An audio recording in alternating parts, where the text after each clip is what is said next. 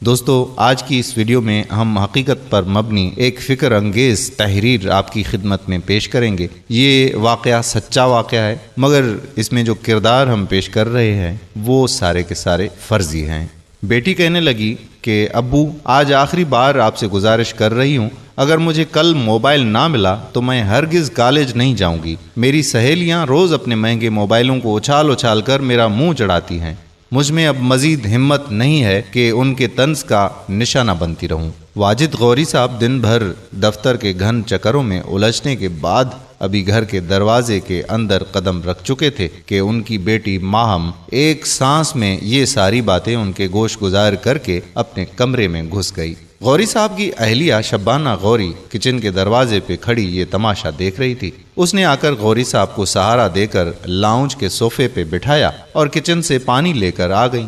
پانی تھما کر وہ ان کے ساتھ صوفے پہ بیٹھ گئی اور میاں بیوی آپس میں اپنی بیٹی کے رویے اور اس کے مطالبے پر غور کرنے لگے۔ غوری صاحب کا ایک ہی موقف تھا کہ اس وقت ماہم کو موبائل فون رکھنے کی قطعی ضرورت نہیں ہے، اسے اپنی پڑھائی پر بھرپور توجہ دینی چاہیے۔ موبائل اور دیگر فضولیات کے ساتھ کھیلنے کے لیے ابھی ایک لمبی زندگی پڑی ہوئی ہے۔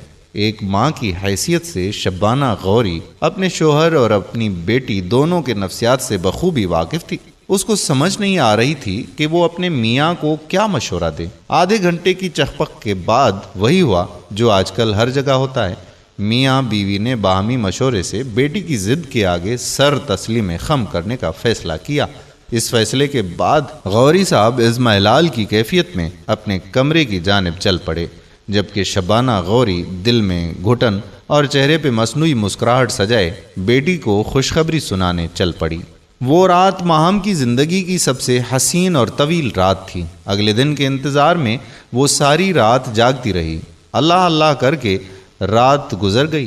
اس دن صبح بادلوں کو ادھر ادھر دھکیلتی ہوئی قرۂ ارض کے چپے چپے پر اپنی کرنیں بکھیرنے والا سورج غوری صاحب کے خاندان کے لیے ایک خطرناک پیغام لے کر آیا تھا، مگر اولاد کی ضد پردہ بصیرت پہ حائل ہونے کی وجہ سے یہ پیغام کوئی سمجھ نہ سکا۔ کالج سے واپسی پر ماہم کو اپنا موبائل فون مل چکا تھا۔ وہ موبائل ہاتھ میں لیے خوشی کے عالم میں قلا بازیاں کھاتے ہوئے اپنے کمرے میں گھس گئی۔ اسے یقین نہیں آ رہا تھا کہ حقیقت میں اس کے پاس موبائل ہے۔ ساری رات وہ موبائل کے ساتھ کھیلتی رہی۔ صبح آدھا گھنٹہ پہلے ہی وہ کالج جانے کی تیاری مکمل کر کے انتظار میں بیٹھی ہوئی تھی۔ پھر وہ کالج گئی اور پورا دن اپنا مہنگا موبائل دکھا دکھا کر سہیلیوں کا منہ چڑھاتی رہی۔ دن گزرتے گئے اور بات پرانی ہوتی گئی۔ ایک دن وہ کالج سے واپسی پر کالج سے متصل موبائل کی دکان سے اپنے نمبر پر بیلنس لوڈ کروا رہی تھی۔ اسے معلوم ہی نہ ہو سکا کہ اس کے عقب میں کھڑا ایک شخص اپنے موبائل پہ اس کا نمبر نوٹ کر کے وہاں سے جا چکا تھا۔ اس رات وہ معمول سے پہلے کمرے میں جا چکی تھی۔ ماں باپ نے سمجھا کہ شاید امتحان کی تیاری چل رہی ہے، مگر انہیں کیا معلوم تھا کہ زندگی کا ایک ایسا امتحان سر پر آنے والا ہے جس کا نتیجہ ذلت اور رسوائی کے سوا کچھ بھی نہیں ہے۔ ماہم نے کمرے میں گھستے ہی کنڈی چڑھا دی اور اس نے کتابوں کا ایک پلندہ میز پر بکھیر دیا اور کرسی سے سر ٹکائے اپنی کسی سہیلی کے ساتھ گفتگو میں مگن ہوئی۔ ایک کے بعد ایک سہیلی سے باتیں کر کے وہ تھک گئی اور سونے کا ارادہ کر کے کرسی سے اٹھنے ہی والی تھی کہ اچانک موبائل کی گھنٹی بجنے لگی۔ موبائل کی اسکرین پہ یہ ایک اجنبی نمبر بلنک کر رہا تھا۔ وہ کچھ دیر تک سوچتی رہی کہ یہ کس کا نمبر ہو سکتا ہے۔ کافی سوچ بچار کے بعد اس کے ذہن نے یہ فیصلہ کیا کہ شاید کسی سہیلی کا نمبر ہوگا۔ وہ کافی دفعہ اس کے متعلق سوچتی رہی۔ اسی دوران موبائل کی اسکرین پہ موجود مس کالوں کی تعداد 4 تک پہنچ چکی تھی۔ 5ویں مرتبہ جب موبائل بجنے لگا تو اس نے کال ریسیو کر کے موبائل کان سے لگا لیا۔ ہیلو، کون؟ میں کاشف۔ کون کاشف؟ کس کو فون کیا ہے آپ نے؟ تھوڑی دیر توقف کے بعد لڑکا کہنے لگا، میں کاشف بات کر رہا ہوں۔ مہام کہنے لگی کہ کیوں فون کیا ہے اور کس سے بات کرنی ہے؟ لڑکے نے کہا کہ وہ دراصل آپ سے بات کرنی تھی۔ بکواس بند کرو، آئندہ اس نمبر پر کال کرنے کی کوشش کی تو مجھ سے برا کوئی نہیں ہوگا۔ یہ کہتے ہوئے ماہم نے کال کاٹ دی اور زیر لب بڑبڑاتی ہوئی جا کر بستر پر لیٹ گئی۔ ابھی وہ اس کال کے بارے میں پریشانی میں مبتلا تھی کہ اچانک موبائل پھر بجنے لگا۔ پھر وہی نمبر۔ اس نے موبائل کان سے لگایا اور گالیوں کی ایک گردان سنانے کے بعد موبائل آف کر کے سو گئیں۔ کئی دن تک یہ سلسلہ جاری رہا۔ کاشف فون کرتا رہا اور ماہم اسے سنے بغیر گالیاں دیتی رہی۔ جب کاشف اپنی شرارت سے باز نہ آیا تو ماہم نے اپنی ماں کے واسطے سے والد کے سامنے اپنی پریشانی بیان کرنے کا فیصلہ کیا۔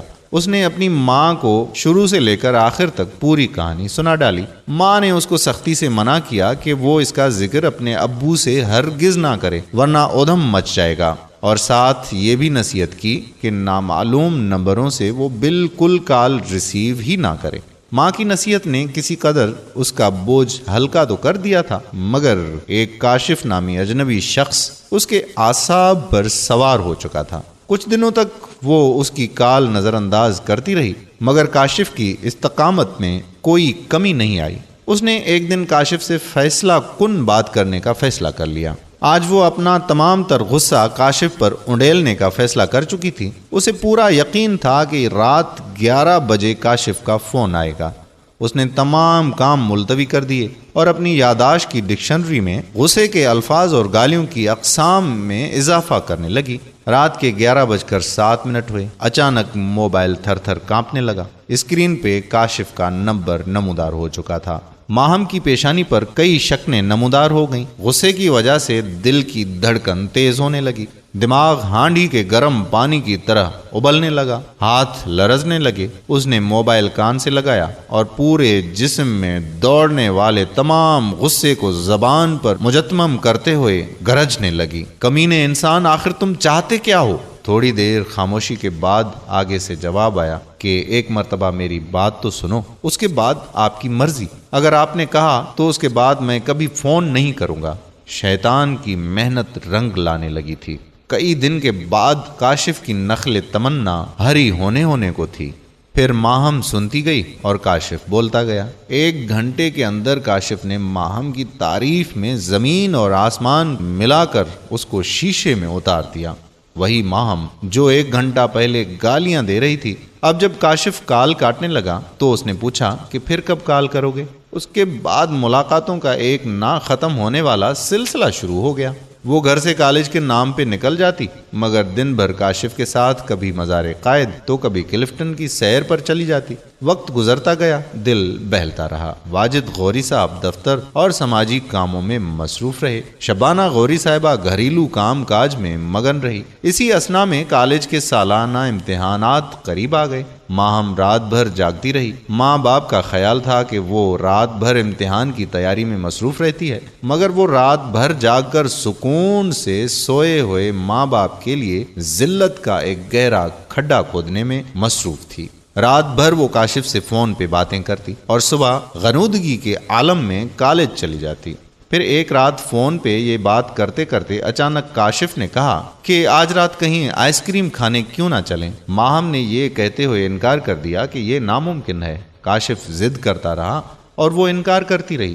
بات تلخی تک پہنچ گئی۔ کاشف نے دھمکی دی کہ اگر وہ آج نہ آئی تو وہ اس کے ساتھ تعلق ہمیشہ کے لیے ختم کر دے گا۔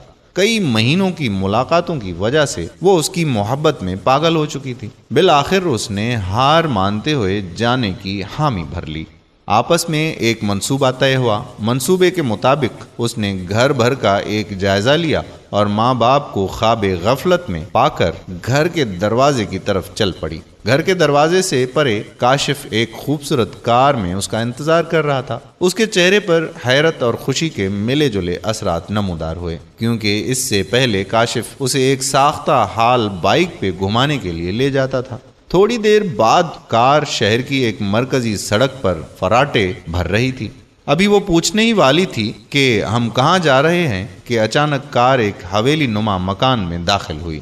ماہم کو خوف کا ایک شدید جھٹکا لگا، مگر بہت دیر ہو چکی تھی۔ کاشف کے منصوبے کے مطابق اس کے 5 دوست پہلے سے ہی مکان میں موجود تھے۔ یہ کار بھی ان میں سے کسی ایک کی تھی۔ 2 دن بعد شہر کے مختلف اخباروں میں یہ خبر غوری صاحب کی عزت سرے بازار نیلام کرنے کے لیے کافی تھی۔ معروف سماجی کارکن واجد غوری کی اکلوتی بیٹی گزشتہ رات اجتماعی زیادتی کے بعد قتل، مسخ شدہ لاش سپر ہائی وے کے قریب جھاڑیوں سے برآمد۔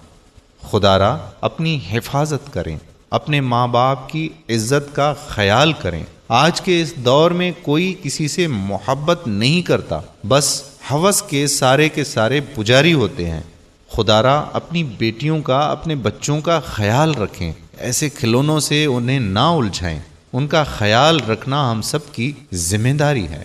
امید کرتا ہوں کہ ہماری آج کی یہ ویڈیو آپ کو ضرور پسند آئی ہوگی اور اس کو صدقہ جاریہ کے طور پر اپنے دوستوں احباب کے ساتھ ضرور شیئر کریں گے۔ اگر آپ نے ابھی تک ہمارا پیج پیارا اسلام لائک نہیں کیا تو ابھی سے لائک کر کے فالو کر دیجئے، اور ساتھ ساتھ ہمارے یوٹیوب چینل پیارا اسلام کو بھی سبسکرائب کر دیجئے، تاکہ ہم ایسی مزید معلوماتی اور دلچسپ ویڈیوز آپ تک پہنچاتے رہیں۔ جزاک اللہ خیرہ۔ السلام علیکم ورحمۃ اللہ وبرکاتہ۔